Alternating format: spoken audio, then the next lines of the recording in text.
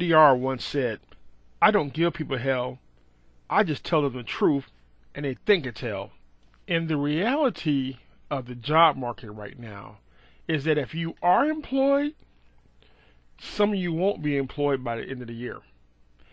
If you're on a tier, 50% of us, which include myself, it will run out in November.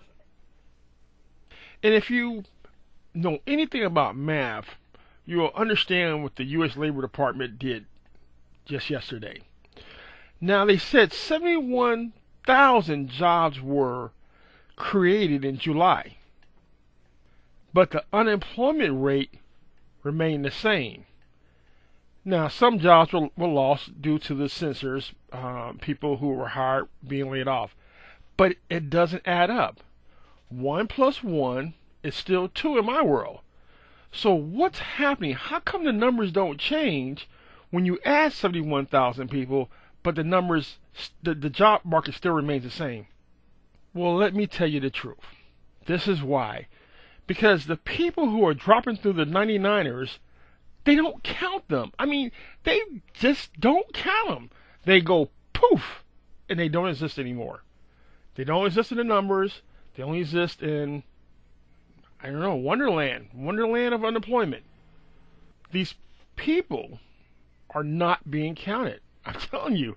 And if you don't want to be one of these people who are not counted, then you need to understand what needs to happen in November. Let me play you a little clip here and listen to what's being said out here.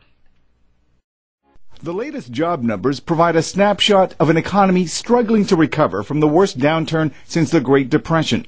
The White House acknowledges there are likely to be more bumps along the way, but President Barack Obama says last month's figures show the economy is improving. July's job numbers reflect in part expected losses related to the census winding down. But the fact is we've now added private sector jobs every month this year instead of losing them, as we did for the first 7 months of last year. And that's a good sign. Although private sector employment grew last month, Bureau of Labor Statistics Commissioner Keith Hall says the national unemployment rate remains unchanged at 9.5%. There has been private sector job growth, but it has not been strong yet. Analysts expect the jobless rate to remain near double digits for the rest of the year.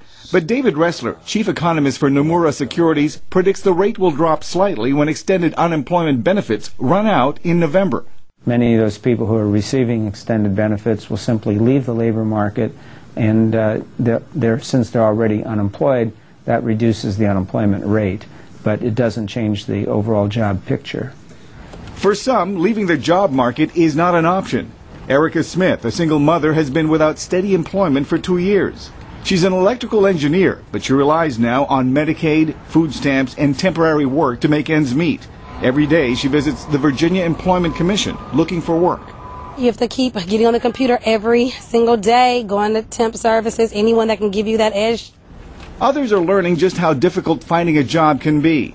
Laura, a former school principal who was recently laid off, did not want to be identified. She says she's never been unemployed and was not prepared for the sudden change. It's kind of scary out there. The world is changing, and so I don't know if my skills and the skills that I've learned over the years would be better utilized someplace else. I'm kind of in that soul searching, what do I want to be when I grow up kind of situation right now.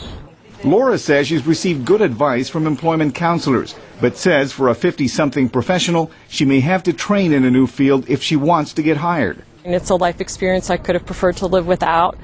Many are learning the same lessons in a tough economy. More than 8 million jobs have been lost since December 2007 when the recession began. But so far, private employers have added fewer than 600,000 new jobs this year. Milar Sega, VOA News. I don't.